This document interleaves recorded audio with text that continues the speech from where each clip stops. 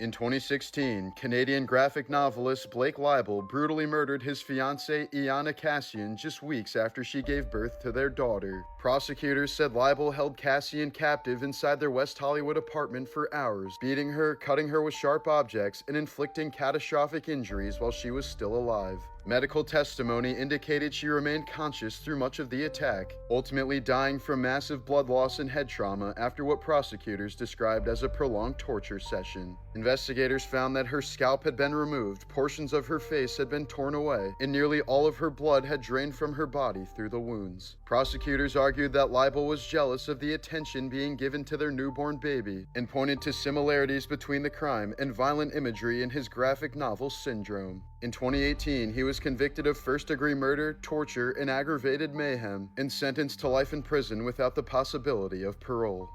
A childless Brazilian billionaire reportedly left his entire $1.14 billion fortune to soccer star Neymar despite never meeting him. In his will, the businessman said he identified with Neymar personally, admired his relationship with his father, and believed the athlete was not self-serving, making him the sole heir to a fortune worth over $1 billion. The inheritance is reportedly still subject to court approval. A fox that wandered onto thin ice became trapped when the lake froze around it. After it died, people cut the animal free and left its ice-encased body standing upright as a grim warning marker to keep others from venturing onto the dangerous ice. On D-Day, paratrooper John Steele's parachute became tangled on a church steeple in the middle of a firefight, leaving him suspended helplessly above the battlefield for hours. Unable to escape and surrounded by violent gunfire, he survived by hanging motionless and pretending to be dead while soldiers fought and died beneath him. Today, a mannequin hangs from the same steeple to commemorate his ordeal. Actor Jesse Eisenberg donated one of his kidneys to a complete stranger in 2025 after learning more about the organ shortage crisis. During the operation, doctors discovered the intended recipient had become too sick to receive the transplant, so Eisenberg's kidney was redirected to a different stranger elsewhere in the country. He never learned the recipient's identity, recovered without major complications, and later said he had no regrets, joking that he wished he had more kidneys to give. In 1943, Swiss chemist Albert Hofmann became the first person to intentionally take LSD after accidentally being exposed to it days earlier in a laboratory. Believing the amount was insignificant, he swallowed 250 micrograms, a dose now considered to be extremely powerful. Within a few hours, Hoffman was plunged into a waking nightmare. He experienced overwhelming hallucinations, felt his body and mind breaking apart, became convinced he'd been poisoned, and feared he was permanently losing his sanity. At one point, he believed he was dying and that the world around him had transformed into something sinister and unrecognizable. The 6-hour ordeal became the first documented LSD trip in history and is now remembered as Bicycle Day, after the ride home during which the drug's effects had reached their terrifying peak. This was the horrifying moment a little Chinese girl realized that escalators are not toys. Somehow the child ended up hanging from the outside of an escalator, gripping the moving handrail as it carried her higher and higher above the floor. Unable to pull herself up or climb back down, she was dragged all the way to the top where her body became wedged against a glass barrier. As the escalator continued moving, the handrail kept pulling on her arms, leaving her completely trapped and dangling helplessly above the drop. Luckily, before anything bad could happen, 2 men rushed over, grabbed the girl, and pulled her to safety. Escalator accidents may seem rare, but falls, entrapments, and mechanical incidents have caused serious injuries and deaths around the world. This was the moment a woman instantly disappeared beneath the sidewalk.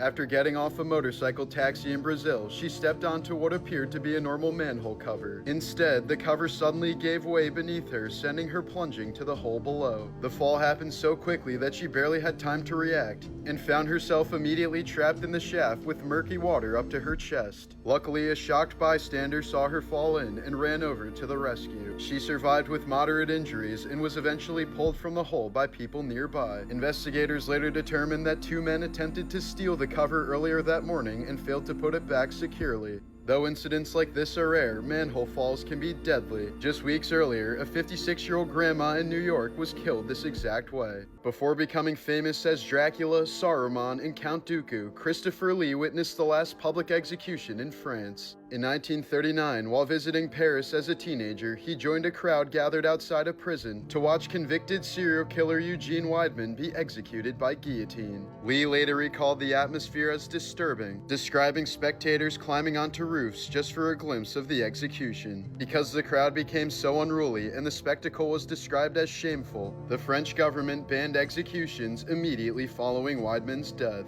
During the Chechen Wars, Surgeon Kasan Bayev was reportedly the only doctor serving nearly 80,000 civilians in parts of war-torn Chechnya. As artillery strikes and bombings flooded makeshift hospitals with casualties, Bayev often worked for days without sleep, performing amputations, emergency brain surgeries, and other life-saving procedures with little anesthesia and makeshift medical tools. During one particular 48-hour period, he reportedly carried out 67 amputations and 8 brain surgeries. Refusing to choose sides, he treated wounded Chechen fighters, Russian soldiers, and civilians alike, leading to both sides accusing him of helping the enemy and threatening him with death.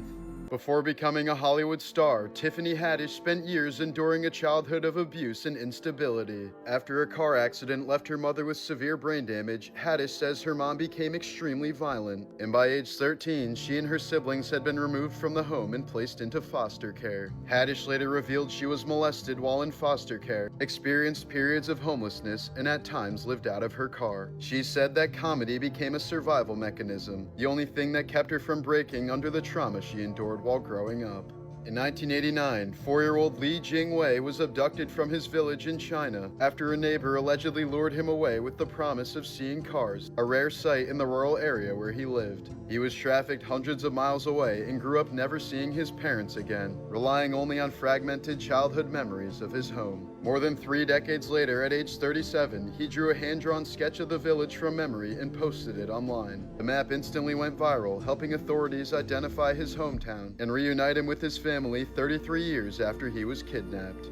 This was the moment a 5-year-old boy fell into a gorilla enclosure and found himself surrounded by one of the world's most powerful primates. After plunging roughly 15 feet into the gorilla exhibit at Jersey Zoo in 1986, the unconscious child lay helpless on the concrete floor as several gorillas approached. Horrified spectators feared they were about to witness a fatal attack. But instead, the troop's dominant silverback Jambo moved toward the boy and positioned himself between him and the other gorillas. As the child remained motionless, Jambo watched over him, gently stroked his back, and kept the rest of the troop at a distance. For several tense minutes, the 450-pound silverback stood guard over the injured boy while zoo staff prepared a rescue. When keepers finally entered the enclosure, Jambo calmly backed off and allowed them to carry the child to safety. The boy survived with a broken hand and minor injuries, and footage of the incident was broadcast around the world. At a time when gorillas were often portrayed as violent, dangerous beasts in movies and pop culture, Jambo's actions helped change public perception of the species worldwide, showing millions of people a gentler and more protective side of one of humanity's closest relatives. Now at this time, I ask you all to hold a moment of silence for Harambe, who suffered a much more tragic outcome in a similar circumstance. What's happened to you, alright? You've been stabbed? Whereabouts? Don't think you have, mate. Hand? Put the hand in the cuff, mate.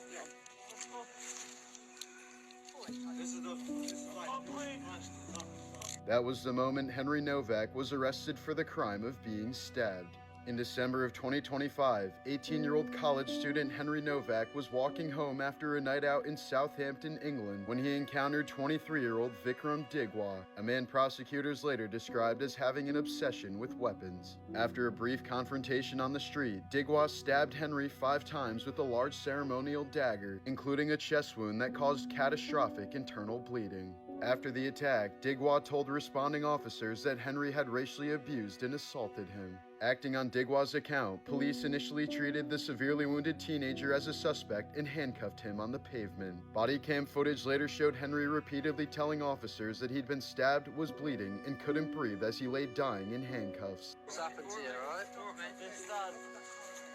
You've been stabbed? Whereabouts? Don't Yeah, mate. Investigators later determined Digwa's allegations were completely false, fabricated to cover up the fact that he'd just fatally stabbed a man out of nowhere. Henry died at the scene shortly afterward, and Digwa was convicted of murder and sentenced to life imprisonment with a minimum term of 21 years. After the footage was released, Hampshire police apologized for handcuffing Henry as he lay dying. As of now, no officers have been publicly charged or disciplined, but the case has prompted widespread calls for someone to be held accountable.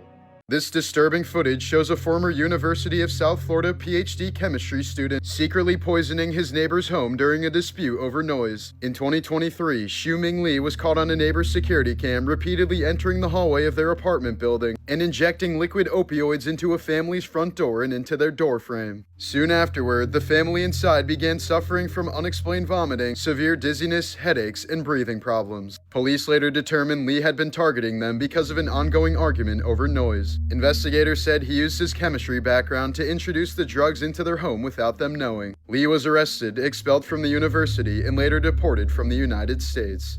On March 11, 2011, as the Tohoku earthquake struck Japan, 24-year-old city employee Miki Endo stayed at her post broadcasting emergency warnings about the incoming tsunami. Over loudspeakers across the town, she repeatedly urged residents to seek higher ground, continuing even as floodwaters began rushing into the streets and into her building. She refused to leave her position and kept warning the public until the tsunami completely submerged her office building. Miki didn't survive, but her final broadcasts are credited with helping to save thousands of lives. In 2024, 24-year-old Clarissa Street died after paramedics reportedly dismissed her as overreacting, despite her repeatedly saying she couldn't breathe and having a long history of dangerous blood clots. At the hospital, a nurse gave her an oxygen mask that wasn't connected to anything, and Clarissa was left deteriorating in a corridor for nearly an hour while suffering from an undiagnosed pulmonary embolism. The inquest later found staff failed to review her medical history, ignored critical warning signs, and treated her for the wrong condition before she suddenly went into cardiac arrest and died. Medical experts later testified she likely would have survived with basic emergency treatment and an earlier diagnosis. Here's an insane video taken by a museum visitor showing the incredible detail in a painting from the 1600s. The artwork is cognoscenti in a room hung with pictures, painted around 1620 by Flemish artists Willem van Heekt and Jan Bruegel the Younger. Scenes like this were known as gallery painting, a genre that depicted wealthy collectors showing off rooms packed with artworks, sculptures, and curiosities. Many of the tiny paintings shown inside the scene are actually real masterpieces of the time, carefully recreated in miniature fashion. Here's a photo of mummified crocodiles in the Egyptian Museum, a practice that dates back more than 2,000 years in ancient Egypt. Crocodiles were associated with the crocodile-headed god Sobek, who was believed to control the power of the Nile and protect people from its dangers. In temples dedicated to Sobek, crocodiles were sometimes raised in sacred pools, adorned with jewelry, and treated as living embodiments of the god. When they died, priests carefully mummified them using linen wrappings and resins, just like they did to humans. Thousands of crocodile mummies have been discovered in Egypt, including entire burial caches filled with both adult crocodiles and hatchlings, which were likely offered as religious sacrifices to the god. This was the final note written by Marie Antoinette at 4:30 a.m. on October 16, 1793, just hours before she was executed in Paris, France during the French Revolution. Addressed to her sister-in-law, Madame Elizabeth, from her cell, the letter includes the lines, "My lord, have pity on me. My eyes have no more tears to cry for you, my poor children. Farewell, farewell." Later that morning, Marie Antoinette was taken through the streets of Paris and executed by guillotine at the age of 37. In 2008, aspiring filmmaker Mark Twitchell from Edmonton became obsessed with the TV show Dexter and allegedly tried to recreate the fictional killer's methods in real life. The 29-year-old had rented a garage space to film his movie House of Cards, a short film about a killer luring men to his garage before murdering them. Investigators later said the garage itself had been transformed into a real-life kill room, with plastic sheeting covering the walls and floor to contain blood and make cleanup easier. Using fake online dating profiles, Twitchell lured men to the garage while pretending to be a woman. One man managed to survive after violently fighting his way out. 38-year-old Johnny Altinger wasn't so lucky, disappearing after arriving for what he believed was a date and was never seen alive again. Investigators said Twitchell murdered and dismembered him before dumping the remains. Police also discovered a disturbing document on his computer called SK Confessions, where he wrote in graphic detail about the thrill of stalking and killing victims. He was convicted of first-degree murder in 2011 and sentenced to life in prison. In 2024, Detroit man Curtis Dixon helped a man he believed was blind and even tried to give him money despite being broke. The encounter was secretly filmed as part of a social media video by Zachary Dereniowski, whose content involves pretending to be vulnerable to test strangers' kindness. Curtis was given $1,000 and the video went viral, portraying him as exceptionally compassionate, and he was given $100,000 more in a follow-up video. But within a few weeks of the videos gaining traction, Dixon was targeted because of the attention and cash he had received. He was lured outside under the pretense of helping a woman with her broken-down car, ambushed, kidnapped, beaten, and forced to withdraw money out of ATMs. His attackers then tied him up, poured gasoline on his SUV, and set it on fire. Luckily, Dixon survived after being pulled to safety, and multiple suspects were arrested, including his own nephew, turning the case into a chilling example of how kindness can turn someone into a target and transform a good deed into a near-fatal outcome. Here's a photo of Daniel Pearl during his captivity in 2002, after the Wall Street Journal reporter was kidnapped in Pakistan while investigating extremist networks. Pearl was held by militants linked to Al-Qaeda, and investigators later concluded he was murdered by Khalil Sheikh Mohammed, the architect of the 9/11 attacks. After weeks in captivity, a video surfaced showing Pearl forced to read statements on camera before he was beheaded, with the footage circulating online as extremist propaganda. The killing drew worldwide outrage, not only for its brutality, but because Pearl had been abducted while simply pursuing a journalism assignment. Here's a body cam still of Tiffany Taylor speaking with police after she escaped an encounter with New Jersey serial killer Khalil Wheeler Weaver in 2016. Taylor told officers that he targeted black sex workers because he believed their disappearances would draw less attention, but her report was not fully acted on at the time. Prosecutors later said Wheeler Weaver continued killing, targeting vulnerable women he met online. Frustrated by the lack of progress, friends of one victim carried out their own social media investigation, eventually helping link him to multiple cases. The information ultimately contributed to his arrest, and he was later convicted of several murders and sentenced to life in prison. In Addo Elephant National Park, South Africa, a lioness named Josie went blind around age 12, likely from untreated eye disease such as cataracts or glaucoma. In the wild, that's almost always a death sentence since lionesses rely on vision to hunt and avoid threats. But instead of abandoning her, her two adult daughters stayed by her side for the next 5 years. They guided her using contact calls, flanked her while moving so she wouldn't walk into danger, and shared their kills so she could eat despite being unable to hunt. Thanks to her daughters, she survived like this until about age 17, which is already near the upper limit of a wild lion's lifespan. 2008, on a beach in Montauk, Long Island, New York, a bloated, hairless carcass washed ashore with no clear identifying features, quickly dubbed the Montauk Monster. The body was already in an advanced state of decomposition, likely causing the loss of fur and the distorted shape of the head and limbs. As photos spread online, some speculated it was an escaped or discarded experiment from the nearby Plum Island, home to a government animal disease research facility, or something connected to rumored labs in Montauk. Wildlife experts said it was most likely a raccoon or dog altered by decay and water exposure, which can strip fur and change how the skull appears. No official identification was ever confirmed, and the body disappeared shortly after being photographed, leaving the Montauk Monster unresolved and open to speculation. Steven Stucker, best known for playing the chaotic air controller in Airplane, died in 1986 at just 38 years old due to complications with AIDS. At the time, the disease was still poorly understood, widely feared, and heavily stigmatized, especially within the entertainment industry. He publicly revealed his diagnosis in 1985, making him one of the first recognizable entertainers to speak openly about having AIDS during a period when many kept it hidden out of fear of backlash and discrimination. Like many early AIDS patients, his condition quickly deteriorated before any effective treatments existed. His death came at a time when thousands were dying under similar circumstances, helping to bring more visibility to a crisis that had long been ignored. In 1978, in Birmingham, England, medical photographer Janet Parker became the last person to die from smallpox after being exposed at the University of Birmingham Medical School, likely through airborne transmission from a laboratory working with the virus just one floor below her office. She developed symptoms days later and died on September 11th after several weeks in isolation. The outbreak triggered a massive public health response, including quarantines and emergency vaccines, but no further cases spread beyond Janet. During the crisis, her father suffered a fatal heart attack while visiting her in the hospital. The laboratory's head, Professor Henry Bedson, later died by suicide amid intense scrutiny over the incident.